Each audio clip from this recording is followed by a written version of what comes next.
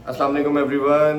आज बात करेंगे पाकिस्तान क्रिकेट के हवाले से। पाकिस्तानी क्रिकेट का जो डिबैकल है, जो डिज़ास्टर है, जो रुकने का नाम नहीं ले रहा, उसको आज डिस्कस करेंगे। टेस्ट सीरीज़ की बात करेंगे जी आज। और पाकिस्तान ने जो पहला टेस्ट मैच वन साइडेड हार गया।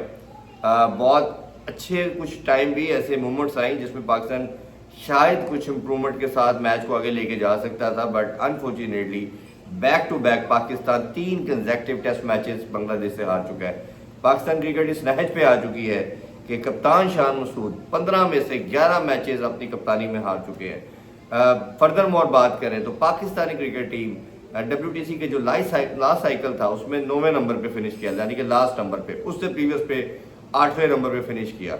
और इस पे भी जो ड्रीम कर रहे हैं वो ड्रीम यही कर रहे हैं कि हमने जी फाइनल खेलना है, बट वो कैसे खेलना है ये किसी को मालूम नहीं है। उसके क्या मसाइल हैं ये सबको बात करते हैं। मैं ओवरऑल सिस्टम पे भी बात करूंगा और जो अभी इस मैच के अंदर ब्लंडर हुए हैं कुछ, उसको भी आपके सामने रखूंगा। सबसे पहले इस मैच को बात करें तो स्टार्ट में सबसे बड़ा जो मैं हमेशा कहता हूँ टेस्ट क्रिकेट को समझने के लिहाज से, पिच को रीड करते हैं आप कि पिच की असेसमेंट क्या है, पिच कैसी बिहेव कर रही है और आगे क्या आगे डे 4 या 5 तक कैसे करेगी। अब इसमें अनफॉर्चुनेटली पिच किसी को रीड नहीं करनी आती, खासतौर पे कप्तान के तो बिल्कुल बस का काम नहीं है। किसी एक मैच में इसने पिच को अच्छा रीड नहीं किया और जो डिसीजन की बात करते हैं वो सामने नजर नहीं आया। जैसे मैं एग्जांपल दूं, सलमान भट्ट साहब का मैं कोट करना चाहूँगा। उनके साथ मैं काम करता हूँ, उनके साथ जब मैं शो करता हूँ तो उनसे पूछा गया, उन्होंने कहा जी जो टेंडेंसी है इस पिच की, आपको ग्रीन टॉप तो नजर आ रहा है। ये मैं पहले दिन की बात कर रहा हूँ, जब पहले दिन हमने मैच से पहले शो किया। उन्होंने कहा कि ये सिर्फ और सिर्फ आधा घंटा आपको बॉदर करेगी, आपने आधा घंटा मैनेज करके खेलना है। वो आपने कंप्रोमाइज इस तरह करना है कि क्या आधा घंटा आपने गुजारना सेफ है अपने बैटर को, या चौथे दिन पूरी टीम को, या 5वें दिन आपने अपनी पूरी टीम को उस पिच के ऊपर रखना है। तो ये कॉमन सेंस की बात है कि 11 प्लेयर को आपने मुश्किल कंडीशन में फेंकना है 4th इनिंग्स के लिए, या शुरू का आधा घंटा आपने प्रॉब्लम में डालना। तो ये एक सबसे बड़ा ब्लंडर। दूसरा ब्लंडर जो पाकिस्तानी क्रिकेट टीम का सबसे बड़ा डिबैकल है कि किसी भी टेस्ट टीम को अगर आप देखते हैं तो जब तक वो 20 आउट नहीं करती वो टीम मैच नहीं जीत सकती। तो पाकिस्तानी टीम के अगर आप 3 साल के स्टैट दिखा ले तो 90% आपको नजर आएगा कि हमसे 20 आउट नहीं हुए किसी टेस्ट मैच में। और अगर 20 आउट हुए हैं तो वो सिर्फ लो ग्रिपी स्पिन पिच के ऊपर हुए हैं जहाँ स्क्वेयर टर्नर था, और वो आपको मिलता सिर्फ अपने घर में। और अगर मैं थोड़ा सा रेफरेंस के तौर पर पीछे लेके जाऊँ तो आपको याद होगा जो हमने क्रिकेट बहुत ज़्यादा खेली शारजा के अंदर, उसमें भी हमें इस तरह की UAE के अंदर कंडीशन में खेली, अबू धाबी दुबई में, उसमें भी पाकिस्तान ने इसी तरह की पिचेस बनाता था क्योंकि अपनी होम सीरीज वहाँ खेलते थे हम। और पहले सईद अजमल थे, अब्दुल रहमान थे, फिर लेटर पार्ट के अंदर आपको मालूम है यासर शाह आ गए। और पाकिस्तान मैच को तीसरे दिन जाके 2 दिन इसी तरह गुजारते थे और तीसरे दिन जाके अपनी मर्जी से उस कंडीशन में ला के स्पिनर के थ्रू अटैक करके हम वो मैचेस को जीतते थे। नंबर 1 तो बने, लेकिन उससे क्रिकेट की इम्प्रूवमेंट नहीं आई। अभी भी हम क्या कर रहे हैं कि जितने मैचेस हम जीते हैं, चाहे इंग्लैंड की एक सीरीज़ आप बार बार हाईलाइट करते हैं, या एक आधा मैच को जीते हैं, एक अफ्रीका से जीते हैं, एक आप वेस्ट इंडीज़ से जीते हैं, आल्दो कि वो दोनों सीरीज़ भी आपने इक्वल करवा दी। उसके अंदर भी क्या था कि आपने स्क्वायर टर्नर बनाए और आपने उसी तरह के जाल के अंदर फंसाने की कोशिश की। अब 15 में से 11 मैच आप हारे हैं तो आपको सामने ये बिल्कुल ऑब्वियस हो जाएगा। तीसरा प्रॉब्लम पाकिस्तान टीम में, जो सबसे बड़ा प्रॉब्लम मेरी नज़र में है, वो ये है कि पाकिस्तानी टीम की जो बैटिंग लाइनअप है ये कंटिन्यूसली कोलैप्स हो रही है। आप 3 साल का हर मैच उठा के देख लें, कोलैप्स इस तरह नहीं है कि आप एक मैच हुआ 4 मैचेस में नहीं हुआ 6 में, हर मैच की मैं बात कर रहा हूँ। आपका 100 पे 1 आउट है, 150 पे 4 हो जाएंगे। अभी इस मैच को भी मैं रेफरेंस के तौर पे आपको बताऊं तो 205 पे प्रॉब्ली 1 आउट था, 230 पे हमारे 5 आउट हो गए, 350 पे 5 आउट है, 387 पे ऑल टीम आउट होगी।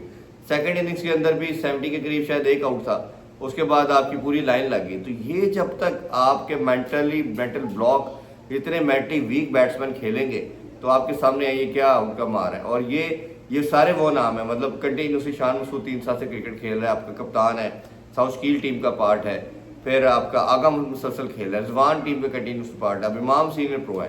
परफॉर्म किसने किया? दोनों बच्चों ने। अजान अवैस ने डेब्यू के अंदर आके सेंचुरी की, सेकंड पारी में भी अच्छा दिख रहा था, फिर इसी तरह उसने मेरे ख्याल 15-18 रन की इनिंग खेली। और जो अब्दुल्ला फजल है उसने दोनों मैचेस के अंदर 60 की इनिंग खेली, पहले में 60 और सेकंड में 66 की बारी ली उसने। तो आपको क्या बताता है कि आपकी जो यंगस्टर हैं वो सीनियर से बेहतर हैं। और अनफॉर्चुनेटली जो हमारा सर्टन माइंडसेट है सीनियर का, इन्होंने पूरे सिस्टम को हाईजैक किया हुआ है। ये किसी यंगस्टर को नहीं आने देते और उनको इसी तरह डिस्ट्रॉय कर रहे हैं। और अब ये इस भंवर से निकलेंगे कैसे? भंवर से निकलेंगे एक ही हल है। एक तो खैर मैं सबसे पहले इधर चेयरमैन पीसीबी मोहसिन नकवी साहब और पीएम जो है हमारे पैटर्न चीफ शहबाज शरीफ साहब से भी ये रिक्वेस्ट करूंगा कि खुदारा ये एक स्पोर्ट नहीं है। क्रिकेट पूरी नेशन को यूनाइट करती है, एंटरटेनमेंट देती है, पूरी नेशन को लेके चलती है। आपकी कोई भी प्रॉब्लम हो, कोई भी सिचुएशन हो, कोई भी टर्बुलेंस हो, आप इसी क्रिकेट की वजह से चलते हैं। जब किसी सिस्टम से विक्ट्रीज निकलती हैं, आपने हॉकी स्क्वॉश सबका हाल देख लिया, अब आप क्रिकेट की तरफ भी वही करने जा रहे हैं। तो खुदारा इस तरफ ध्यान दें। जो लोग आपने अनफॉर्चुनेटली अनप्रोफेशनल किस्म के लोग आपने अटैच किए हैं टीम के साथ, चाहे वो सेलेक्टर की मदद के अंदर है और बाकी मैनेजमेंट के अंदर है, उनसे खुदारा बचाइए और ज़्यादा प्रोफेशनल मीडियोकर माइंडसेट से निकालें हमें, और प्रोफेशनल तगड़े लोग लेके आएँ जो ब्रेव हों, ब्रेव डिसीजन करें। और पर्टिकुलरली स्टार्ट आप कप्तान से कीजिएगा। कप्तान एज ए पर्सन बहुत वंडरफुल आदमी है, बोलता अच्छा है, क्रिकेटर भी चले अच्छा है, बट कप्तानी का खुदा के कसम उसका कोई लेना देना नहीं है। यही हमने बाबर के लिए बोला था, यही शान मसूद के लिए बोल रहे हैं। तो ये आप ये डिसीजन लें। और 15 में से 11 लॉसेस उसका रिजल्ट है कि कप्तान अनफॉर्चुनेटली बहुत बुरी परफॉर्मेंस और बहुत लंबा रन दे दिया। मैंने शायद I am the only one जिसने पहले कहा था इस WTC के साइकिल के अंदर आप साउथ शील के साथ जाएं, शान मसूद के साथ आप ना जाएं, ये आपको नुकसान पहुंचाएगा। होता क्या है कि आप अपनी डोमेस्टिक सीरीज के अंदर एक आधा बैटर लेके आते हैं, उसको खिला के आप कहते हैं जी वाह वाह बल्ले बल्ले होगी। अब हुरैरा को 2 मैचेस के बाद कैसे निकाल सकते हैं आप? अभी आपने जब कामरान गुलाम को रखा तो 1 साल के बाद कैसे आपने टीम से बाहर कर दिया? ऐसा क्या गलत उसने किया था?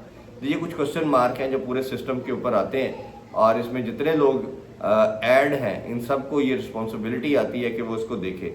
अब वाइट बॉल का कैंप भी लग गया जी, उसमें कहा जा रहा है कि यंगस्टर को चांस दिया जाएगा। अली रजा आ चुका है, सुबहान आ चुका है, हुनैन शाह आ चुका है। अब ये जाए बच्चों के साथ। अब कैसे टेस्ट क्रिकेट की जब मैं बात करता हूँ 20 आउट नहीं करते, तो कैसे पॉसिबल है कि आपके जब फास्ट बॉलिंग लाइनअप जो दुनिया की 7 डेकेड का पाकिस्तान का राज है, कोई 130 से ऊपर नहीं है।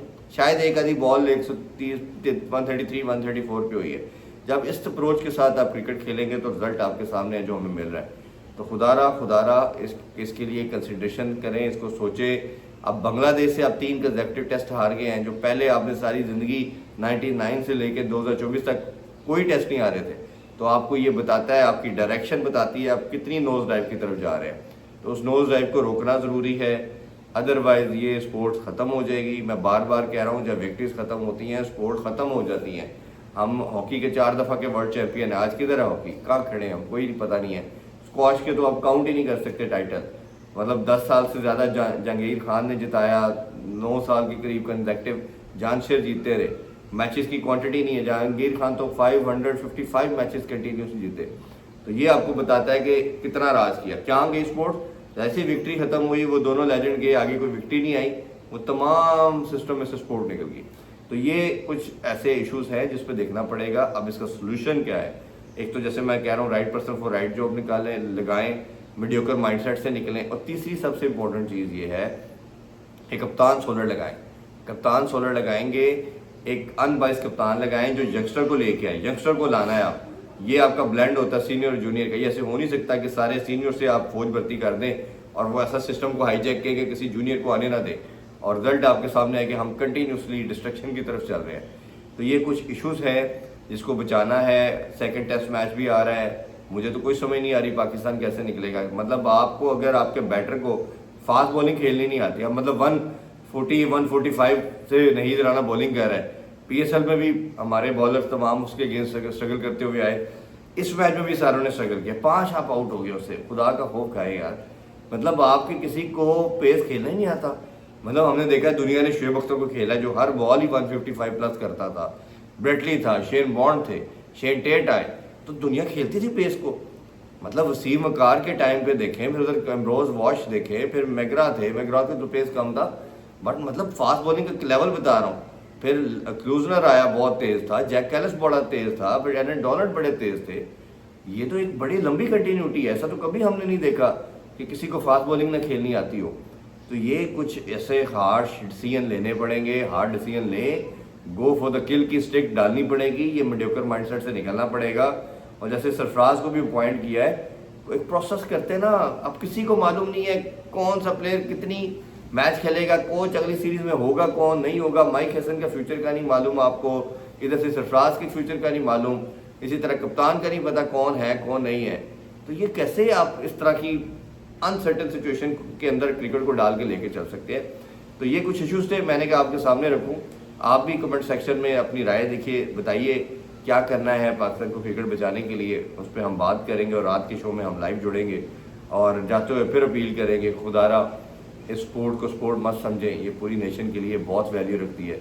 हम सबको इसको वैल्यू करना है, इसको बचाना है। ये हमारी नेशन को यूनाइट करने के लिए, मैं हमेशा कहता हूँ कि this is the only thing जो विच यूनाइट द नेशन। एक वॉर का भी हमने माहौल में देखा और अभी हम क्रिकेट के माहौल में देख रहे हैं, और ये पूरी दुनिया के क्रिकेट के लिहाज से बहुत ज़रूरी है कि पाकिस्तान की एक से है, पाकिस्तान की एक वैल्यू है। तो अच्छा खेलेंगे तो सब कुछ वो बरकरार रहेगा। इसी उम्मीद के साथ कि इंशाल्लाह पाकिस्तान क्रिकेट दोबारा अपनी ग्लोरी हासिल करेगी। आपसे ज़्यादा चाहते हैं। टेक केयर, अल्लाह हाफिज़।